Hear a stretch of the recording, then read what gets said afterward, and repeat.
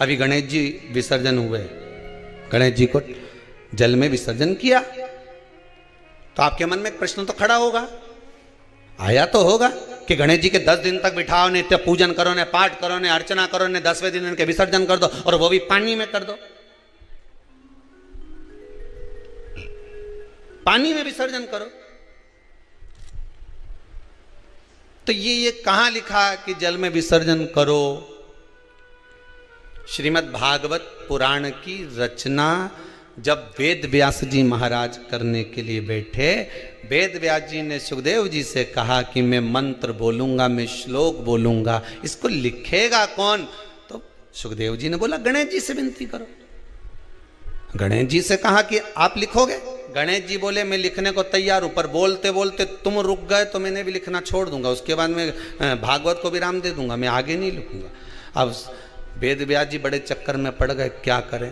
तो गणेश जी से कहा मेरे श्लोकों में कुछ गड़बड़ी हो सकती है, उसमें से गलती को छांटना पड़ेगा, फिर लिखना पड़ेगा। कितना सुंदर संबोधन श्री वेद व्यास जी ने कहा कि मैं जो श्लोक बोलूंगा आपको लिखने के लिए है, उसमें मैं कुछ गलती करूंगा, उस गलती को छांटना है, तब श्लोक लिखना है। क्यों कहा वेद व्यास जी ने ये बात?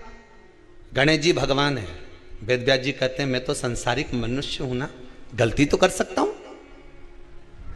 गलती कौन करता है? जम के बोलो भगवान गलती करता है क्या? नहीं, गलती कौन करेगा? मनुष्य। गलती मानव करेगा, गलती मनुष्य करेगा। और गलती करने के बाद अगर हमसे अपनी जिंदगी में कोई गलती हो जाती है तो एक बार क्षमा मांगने में कुछ जाता है क्या? प्रणाम करने में कुछ जाता है क्या? निवेदन करने में कुछ जाता है क्या? नहीं। गलती हो गई मुझसे, तो गणेश जी आप गलती को छांटना, लिखना। गणेश जी महाराज लिखने बैठ गए, लिखते लिखते लिखते लिखते 10 दिन हो गए गणेश जी महाराज को। शरीर में ताप पड़ने लगा गणेश जी महाराज के। वेद व्यास जी ने गणेश जी के हाथ का स्पर्श करा तो शरीर तो तप रहा था।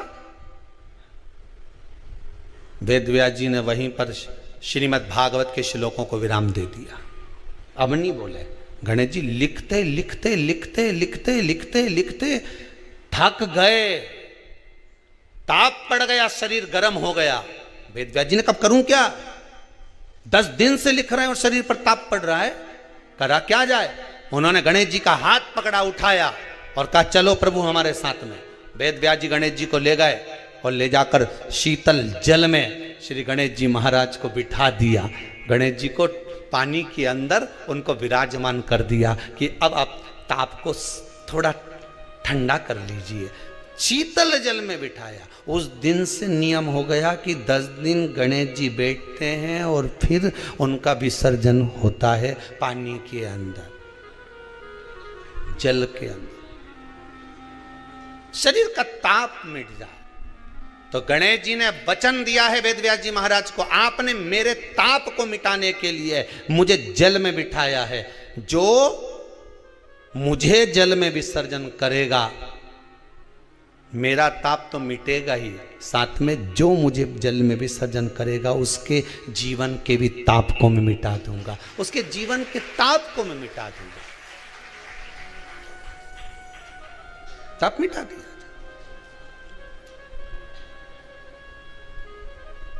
पर करो गणेश जी का विसर्जन, मना नहीं है हो, पर अच्छे से करो रे हो।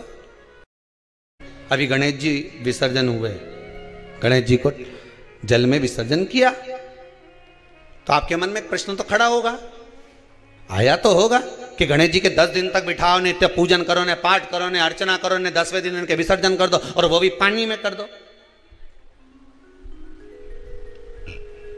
पानी में विसर्जन करो। तो ये कहां लिखा कि जल में विसर्जन करो? श्रीमद् भागवत पुराण की रचना जब वेद व्यास जी महाराज करने के लिए बैठे, वेद व्यास जी ने सुखदेव जी से कहा कि मैं मंत्र बोलूंगा, मैं श्लोक बोलूंगा, इसको लिखेगा कौन? तो सुखदेव जी ने बोला गणेश जी से विनती करो। गणेश जी से कहा कि आप लिखोगे?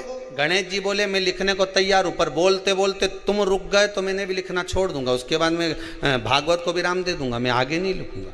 अब वेद व्यास जी बड़े चक्कर में पड़ गए, क्या करें। तो गणेश जी से कहा मेरे श्लोकों में कुछ गड़बड़ी हो सकती है, उसमें से गलती को छांटना पड़ेगा, फिर लिखना पड़ेगा।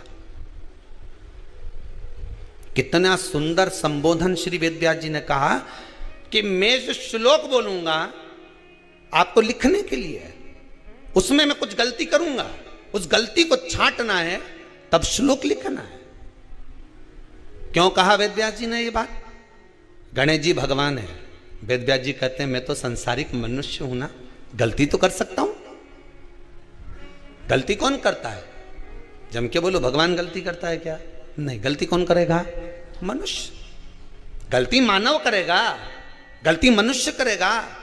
और गलती करने के बाद अगर हमसे अपनी जिंदगी में कोई गलती हो जाती है तो एक बार क्षमा मांगने में कुछ जाता है क्या?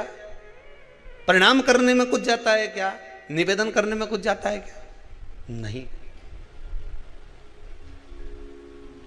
गलती हो गई मुझसे, तो गणेश जी आप गलती को छांटना, लिखना। गणेश जी महाराज लिखने बैठ गए।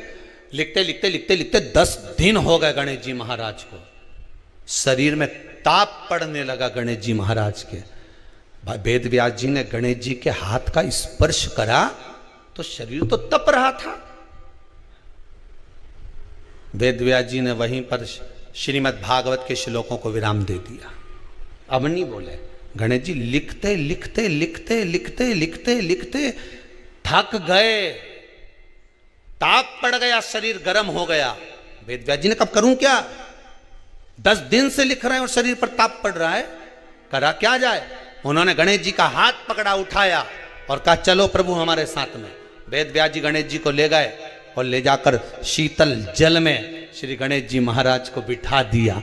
गणेश जी को पानी के अंदर उनको विराजमान कर दिया कि अब आप ताप को थोड़ा ठंडा कर लीजिए।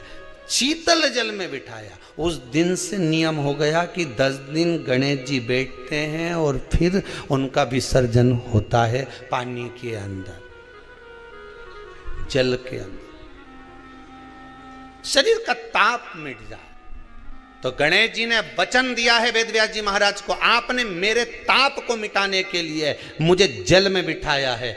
जो मुझे जल में विसर्जन करेगा मेरा ताप तो मिटेगा ही, साथ में जो मुझे जल में विसर्जन करेगा उसके जीवन के भी ताप को मैं मिटा दूंगा, उसके जीवन के ताप को मैं मिटा दूंगा। ताप मिटा दिया।